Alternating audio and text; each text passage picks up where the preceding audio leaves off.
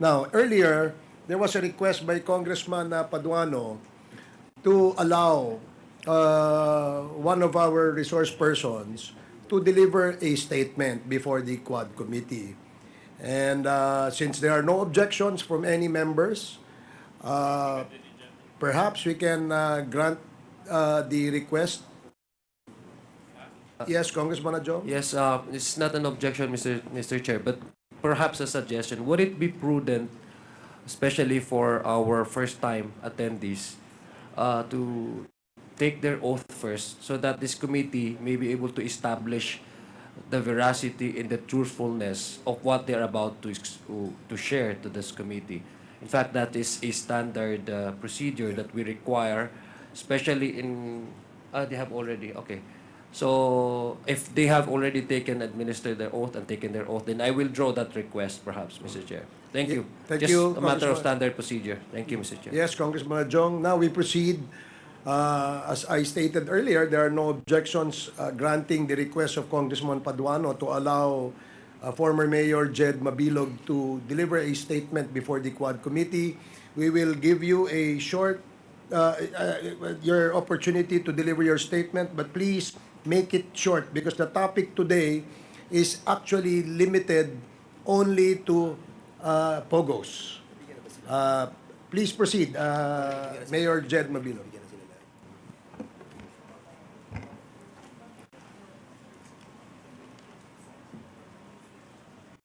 Iginagalang na mga miyembro ng Kamara de Representantes, Your Honors, good morning.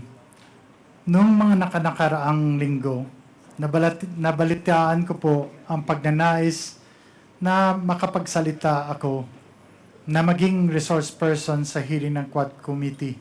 And I would like to take this opportunity to thank each one of you for allowing me to speak. Maraming salamat po. Napaisip ako nang marinig ko ang balita.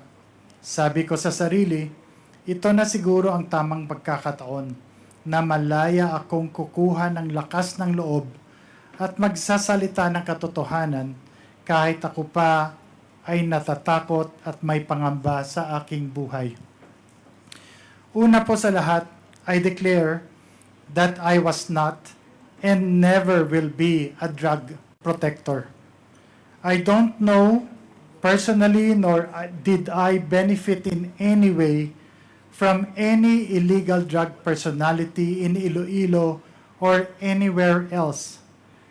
After 7 years of exile, dahil sa napolitika at walang basehang mga akusasyon, kaliwat ka ng mga paratang at higit sa lahat mga banta sa aking buhay at sa buhay ng aking pamilya, narito po ako ngayon at humaharap po sa inyo.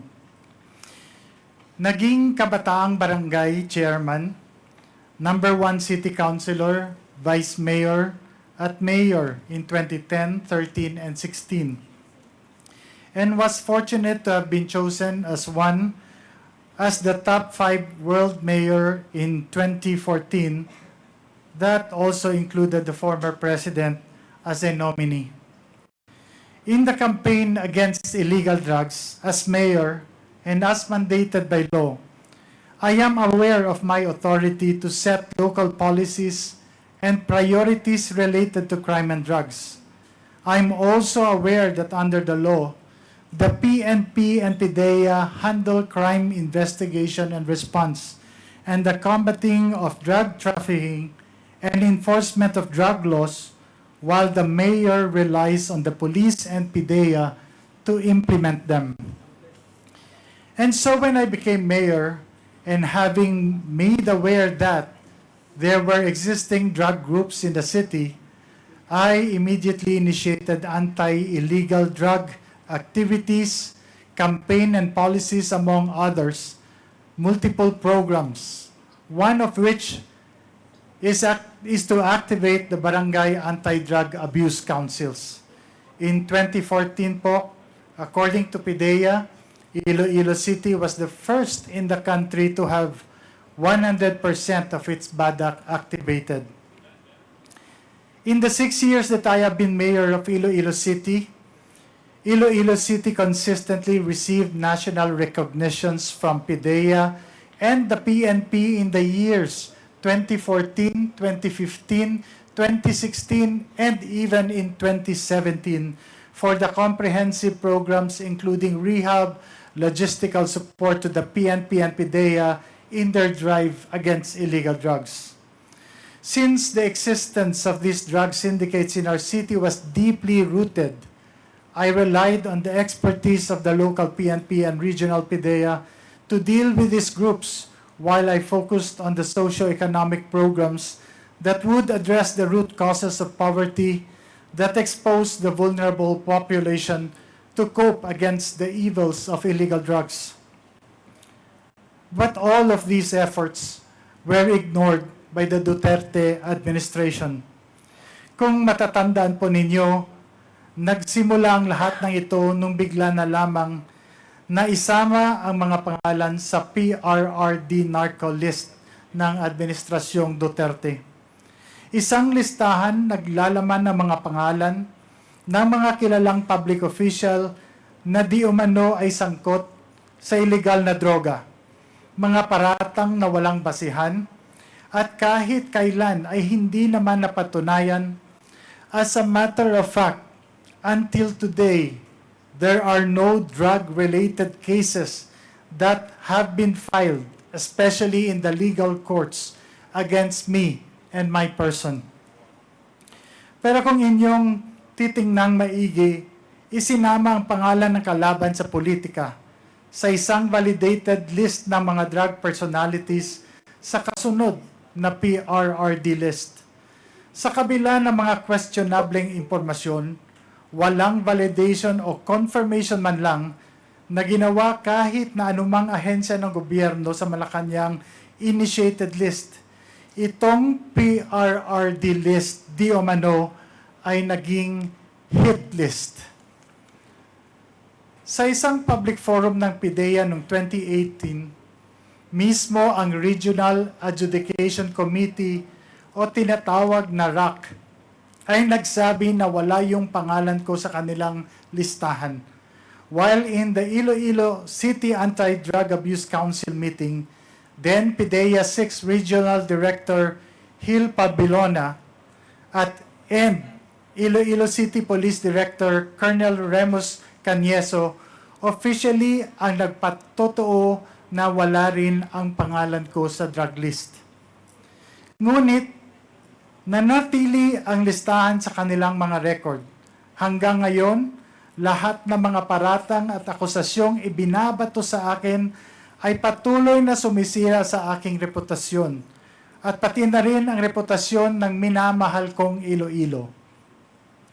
Dahil sa seryosong banta sa aking buhay, napilitan po ako na hindi bumalik from an international speaking engagement in Japan at lisanin ng aking pamilya ang bayang buong pagsisikap naming itinaguyod ng may dangal. PRRD even assigned Lieutenant Colonel Espenido to Ilo-Ilo and announced with the threat, mabubuhi pa kaya siya? Ibig sabihin in Tagalog, mabubuhay pa kaya siya? Referring to me. Pinalad po ako na meron akong speaking engagement sa isang international conference sa Japan, kaya nakaalis ako ng bansa. Paulit-ulit ang pagbabanta ni Presidente Duterte sa media, harap-harapang sinasabi, papatay daw ako. So when government killed him, we started to dig and we found the bones of the policeman still in their uniform. And so we had to take him out. I said, go and take him out. The mayor of Ilo-Ilo City, I identified him. This is broadcast. I said, you're next. You're next. Sana ang mayor ninyo dito. Sana yung pinalitan mo, mayor. Saan ba si mayor? Sinabi ko sa kanila, balik ka dito. Patayin talaga kita.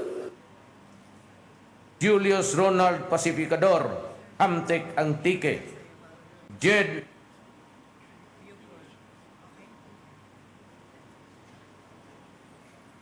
At alam po nating lahat, hindi lamang po ito basta-basta pagbabanta. Kayang-kaya niya pong totohanin ito. Labag man sa kalooban, kinailangan po naming lumisan at wag na munang bumalik sa Pilipinas. On August 28, 2017, I received an unexpected call from former PNP Regional Director Bernardo Diaz. He invited me to meet with PNP Chief Ronald De La Rosa, now Senator, at Camp Crame, Quezon City, at noon the following day. The next morning, on August 29, I arrived at the Ninoy Aquino International Airport at 10 a.m., ready to proceed. But then the call started. First, they moved the meeting to 3 p.m., and then by 5 p.m., it was delayed again, this time to 6 p.m. At around 5 p.m., a PNP colonel called me and, in a voice that sent shivers down my spine, literal po yun, warned me not to go to Camp Crame because my life was in danger. The fear that had been simmering now erupted. Soon after, at 6:32 p.m., my wife, Marivic, received a chilling text from a PNP colonel's wife. Do not proceed. There are 20 men surrounding your house, and if you go to Camp Crame, they will kill you.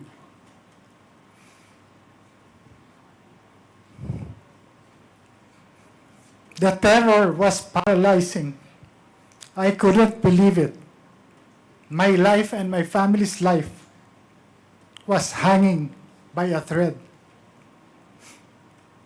The next day, on August 30, I took the first flight out to Japan, not knowing if I would ever return. Upon arrival, I received a message from General Diaz to call a number. Using a public payphone, I made the call and spoke to General Bato, who expressed his sympathy. He was talking to me in Bisaya. He told me he knew I was innocent, that I wasn't involved in illegal drugs, and he promised to help me. His words brought a brief moment of hope. I told him I would finish my work abroad and return to meet him, but he urged me to be careful, repeating his pledge to help. Just after that call, my Philippine cell phone rang. This time, it was another general. His voice was grim. Mayor, do not return. Your life is in danger. The accusations against you are all fabricated. But if you go to Crame, you'll be forced to point fingers to an opposition senator and a former presidential candidate as drug lords. The weight of the conspiracy against me was unbearable.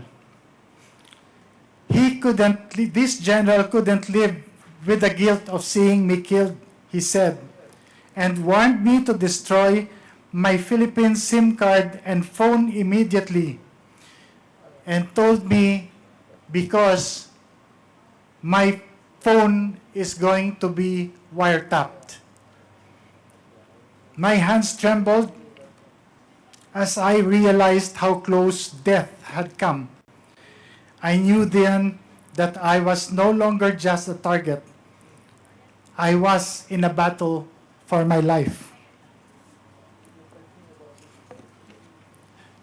Dumiretso po kami sa US at nag-apply ng political asylum. Mapalad po kami na pinagkalooban kami ng US ng political asylum. It took 15 months for them to investigate and see the validity of us not being involved in illegal drugs, and all these accusations are all false. Ito ay isang patunay na walang nakitang kadahilanan na ibinigyan kami ng political asylum in March 2019. Masakit at malungkot, ngunit napilitan akong lumisan mula sa aking sinumpaan tungkulin sa aking pamilya at sa kababayan kong Ilonggo, na sinumpaan kong pagsilbihan, hindi dahil sa nagkasala ako, kundi dahil nanganganib na po ang aming buhay. I come before you today not merely to recount my sufferings, but to highlight a critical flaw in our system, one that allows law enforcement agencies to be weaponized for political purposes. That illegal drug trade stems from the ills of our society, from poverty to corruption of government institutions, including our law enforcement agencies. By using state institutions to carry out personal vendettas or silence perceived enemies, undermine the foundation of justice and democracy in our country. Sideline. No individual should be allowed to wield such unchecked authority regardless of their position or power. Ang karanasan at ng iba pang mga katulad kong biktima, lalong-lalo na ang mga mayors na pinagbintangan, ay ang nagmulat sa amin sa mga pagkukulang at kakulangan ng ating law enforcement agencies. Kailangan mapatibay pa ang mga institusyon ito upang hindi basta-basta magamit o maimpluwensya ng politika. Masigurong makakapagsilbi ng may integridad, walang kinikilingan at may respeto sa batas. Ang panawagan po namin sa inyo, manguna po ang hustisya at magkaroon ng reforma sa ating sistema, partikular sa pamamalakad ng ating law enforcement agencies. Accusations must be duly validated and authenticated first before any public announcement to avoid shaming and destroying the honor, reputation, and good image of hardworking and innocent persons. Higit sa lahat, panagutin ang mga umaabuso sa kapangyarihan. Sana ang nadanasan naming paghihirap na durog, persecution, trauma, at saka walang-wala ay hindi po mararanasan ng iba.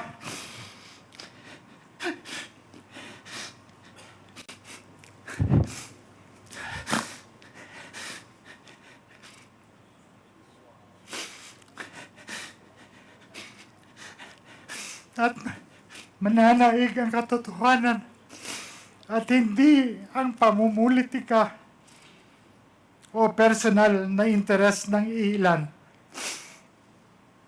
Pasensya na po. Maraming salamat po sa Quad Committee dahil 7 taon po. Nahihirap talaga po. Maraming salamat dahil nabigyan niyo po kami, ako, at ang iba pang mga biktima ng pagkakataon na linisin ang aming mga pangalan at ng mga minamahal ko, Ilonggo at yung Ilo-Ilo na tinawag po Shabolized. Magandang araw po sa inyong lahat. Dakbanwas ang Ilo-Ilo. Bugal ko, my city, my pride. I am Ilo-Ilo, proud to be Filipino po. Salamat po. Thank you, Congressman, sorry. Thank you, Mayor Mabilog. We will now proceed with the interpellation. And we have a list of interpellators who have earlier signified their intention to propound questions to our resource person. So those that have not been listed in the list and wanted to ask questions, please approach the COMSEC and have your name listed. So, Mr. Chairman, yes, Congressman Paduano. before we proceed with the first interpellator, let me inform the Honorable Committee and the Chairs that this committee received a copy of an affidavit from former Mayor JADE MABILOG. And I hope COMSEC will distribute it to the members of this committee. Thank you, Mr. Chairman. I believe the affidavits have already been distributed to the members earlier. So we will now proceed with Congressman Johnny Pimentel. You're recognized. Thank you, Mr. Chair. I would like now to direct my questions to the resource persons. Magandang umaga po, Honorable JADE Mabilog. Ano ang tunay na pangalan po natin, Mayor?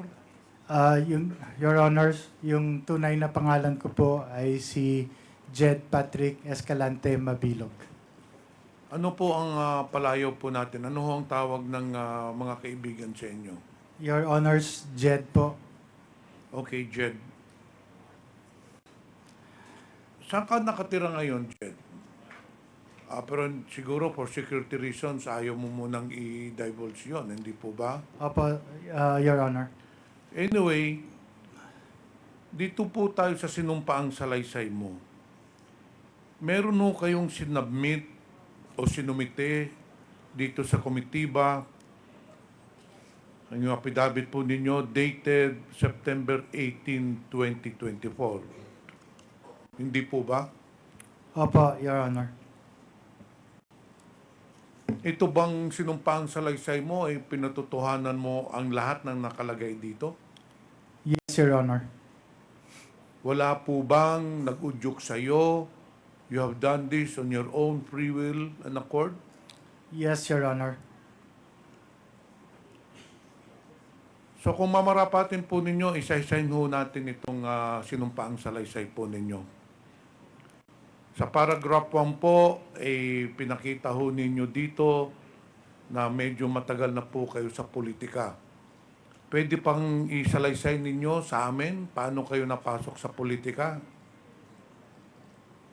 Kailan ho kayo napasok sa politika? Nung dati pa, sir, po, Your Honor, I was chairman of the Kabataang Barangay. And then, ito po ang umudyok. Anong taon po yun, Mr. Chair? In, Your Honor, in 1984 until 1986, Your Honor. Ilang taon po kayo noon? Kabataang Barangay, Your Honor, hanggang 18 years old po.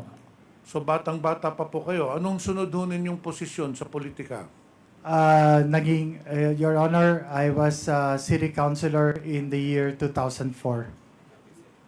Ano din pong sumunod? Your Honor, in 2007, I became the vice mayor of the city of Ilo-Ilo. And then yung sunod po, Your Honor, I was elected mayor in 2010, in 2013, and in 2016, Your Honor. so hindi na ho ninyo natapos yung termino ninyo dun sa third term kasi according sa inyong salaysay, nung 2017 umalis na po kayo, hindi po ba? Yes, Your Honor. Umalis po ako noong 2017. At saka nung kayo mayor po, according to your affidavit, you have had several awards. So meaning that you really performed well during your tenure as the mayor of Ilo-Ilo City. Can you expound on this? Yes, Your Honor.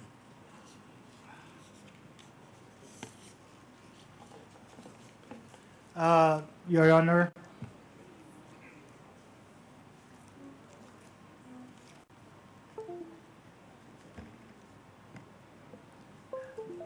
Your Honor, for the international awards for Ilo-Ilo City and myself, I have the Ilo-Ilo City has been awarded as a service award for business by the Philippine American Chamber of Commerce. Ilo-Ilo City was also a nominee for the Lee Kuan Yew World City Prize. We were Livable Cities Champion in 2015 by the Asian Development Bank. I was chosen as one of the top 5 world mayors in 2014 by the City Mayors Foundation. The city was also awarded for bringing Dinagyang Festival to New York. Ilo-Ilo City was also given the Gold Award for the Ilo-Ilo River Development Project by the 2010 International Livable Communities in Chicago, USA.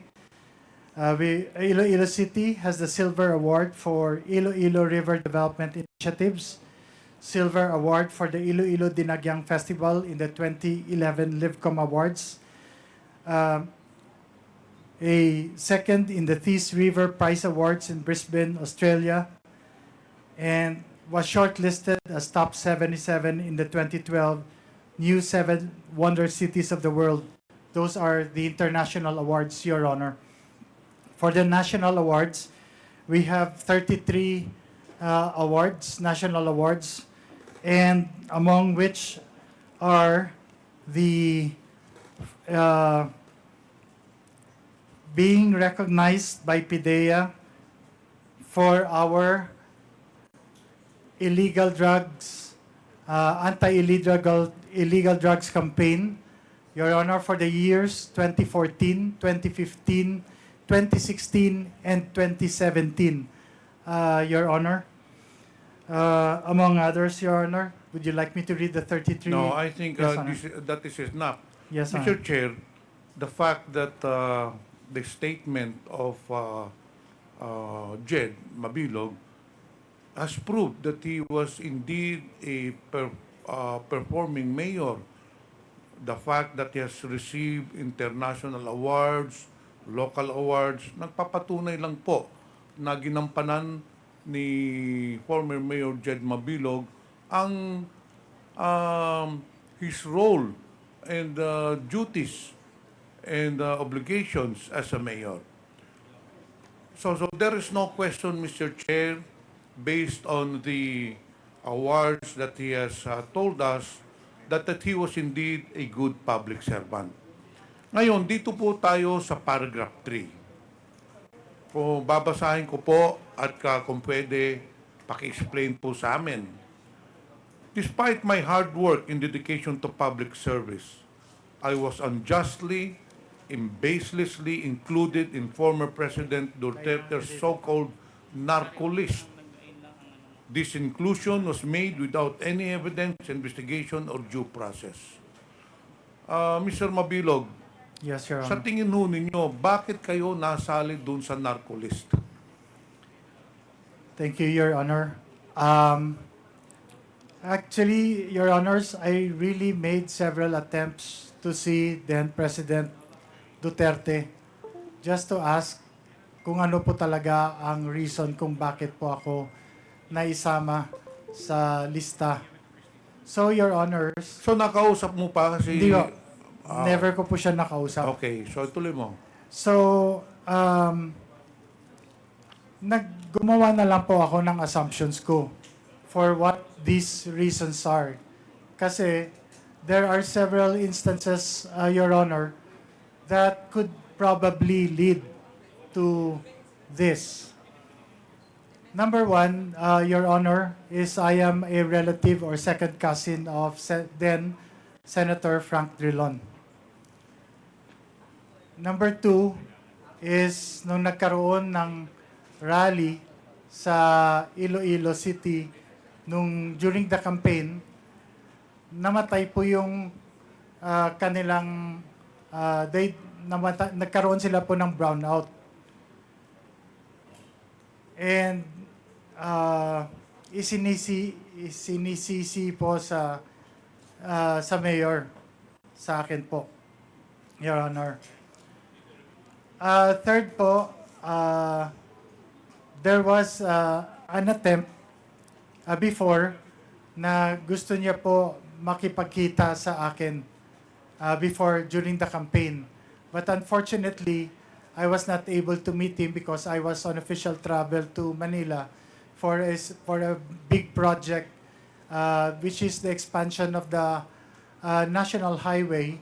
And one of the big projects there was to bring down the black spaghetti wires along the highway. And so I have to meet the PLDT executives to request them to finance the bringing down of their lines. Kasi malaki po yung amount na mag-i-involve. Kanila naman po ang linya, so sila na po nakaset na po yun to meet po the executives of PLDT. So I wasn't able to meet him, sir. Bakit, Mr. Chair, Mr. Mabilog, bakit sa tingin nyo gusto makipagkita sa inyo the former president? I think, Your Honor, I think gusto lang po na sa pagkakaalam ko po, Your Honor, he was going around and was trying to meet with all the other local chief executives. Ito ba ay presidente na po siya Hindi o sa panahon pa ito ng eleksyon? Sa panahon pa po ng election, Your Honor.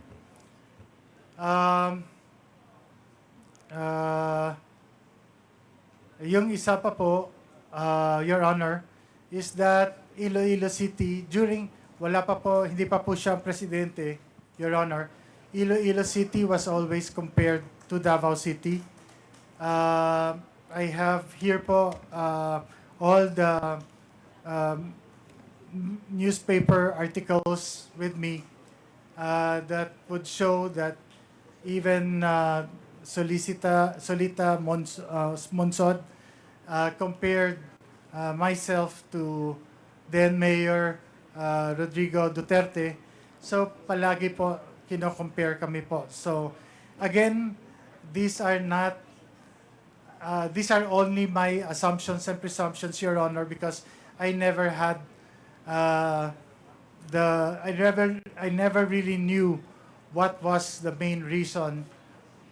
So in kung short, bakit ganun po. Mr. Chair, in short, Jed, you're trying to say to this committee that the reason why your name was included in the narco list of the former administration is that it is because purely of politics. Dahil po ba kayo ay hindi sumuporta noong 2016? Yung po ba ang sinasabi ninyo dito sa komitiba na sa tingin ninyo, sa opinion mo, kaya ikaw bineltahan, ikaw ang binilikan, nilagay ka sa narco list dahil hindi ka sumuporta noong during the 2016 presidential elections. Ganun po ba? Yes, Your Honor. Kasi ang resulta po, Your Honor, ng elections na yon, President Rodrigo Duterte got only po 13.7% in the total number of votes in Ilo-Ilo City, which is his lowest percentage votes Sino po all ba ang over the nanalong country. presidential candidate doon sa Ilo-Ilo at that time? Your Honor, si Manuel Rojas po. Okay, dito po tayo sa paragraph number 4. So, nung nalaman mo, Mr. Mabilog, Mr. Chair, na ikaw kasama sa narco list, ano hong ginawa ninyo? Did you try to reach out to the police authorities to clear your name? Or did you ask some of your friends, dahil ikaw ay isang mayor, natural, may mga kakilala ka dun sa regional police office, meron kang kilalang mga police dun sa provincial police office. Hindi ka ba nagtanong-tanong bakit nasali yung pangalan mo dun sa narco list? Ano ang ginawa ninyo nung nalaman ninyong kayo ay kasama sa narco list? Your Honor, una po ay meron pong instructions from the Chief of Police to surrender all firearms. And then the next thing... Sandali, Oh, Mr. Chair. sorry, Your Honor.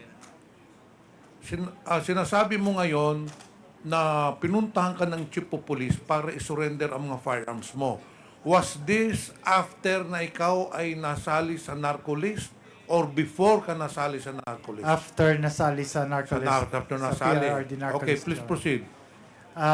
And then, yung lahat na security personnel na naka-detail po sa mayor ay tinanggal. Yung ginawa ko, Your Honor, is pumunta sa then PNP Regional Director na bagong assigned at saka kinausap ko po siya kung ano po ang dapat gagawin.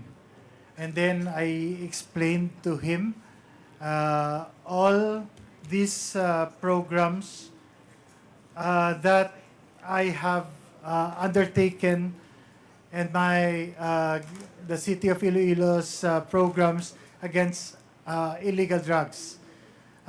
Pinapaliwanag ko po na ito po yung mga programa namin, and that is why I was really wondering kung bakit po ako na isama sa lista po. Mr. Mabilog, hindi nyo pa po tinanong yung regional director nung nagkita kayo, Director, bakit ako nasali dito? Hindi ka ba nagtanong sa kanya?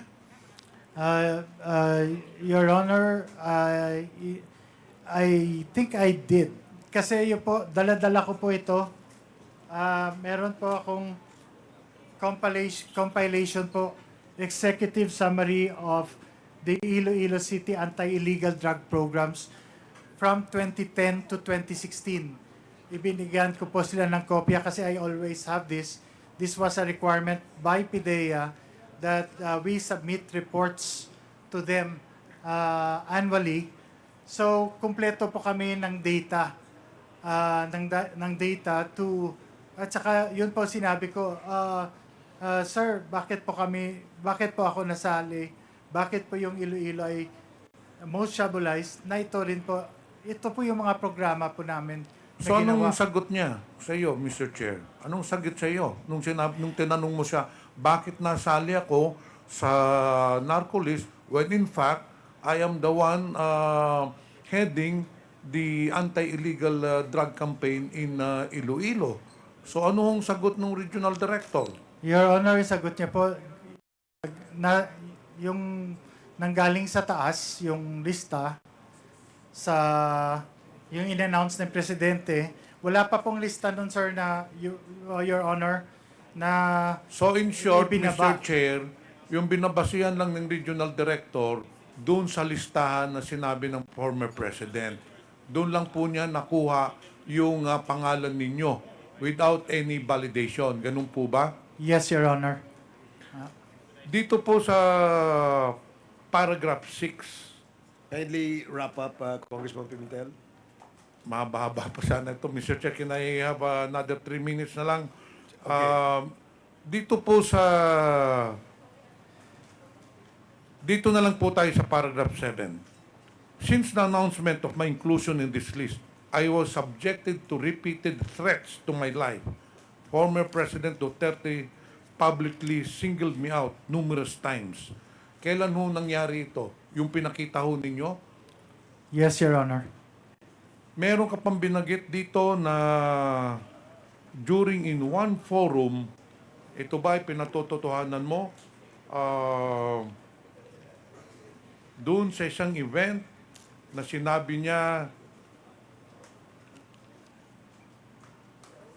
the mayor of Ilo-Ilo City, I identified him. Ito po ay sa sinumpaang salaysay ninyo on October 25, 2017 during the commemorative session and concert program of the ASEAN Law Association. Tama po ba to? Sinabi po ni former President, the mayor of Ilo-Ilo City, I identified him. This was broadcasted. I said, you are next. You're next. Totoo po ba ito? Yes, Your Honor, as have been shown in the video earlier po.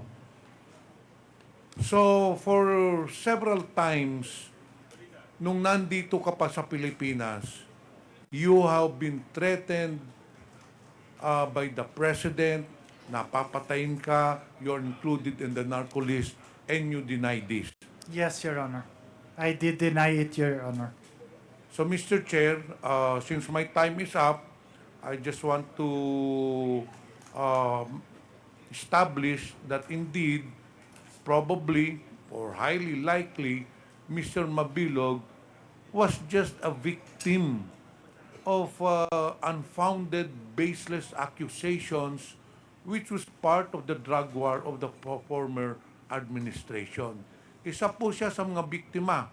In fact, nandyan po sa affidavit po niya, because of the several threats and because of several calls from different police authorities telling him, in fact, police colonels and police generals telling him na ikaw ang susunod na papatayin.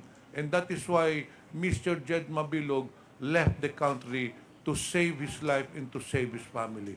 That is all, Mr. Chair. Thank you, Congressman Pimentel. Be assured that in the next round, or perhaps in the next committee hearing where the EJK topic will be deliberated, you will be given the priority to ask questions to former Mayor Jed Mabilog. Before we proceed with the next interpellator, let me acknowledge the presence of our honorable members, Congresswoman Daphne Lagon, Congresswoman Ria Gullas, Congressman Peter Juan Calderon,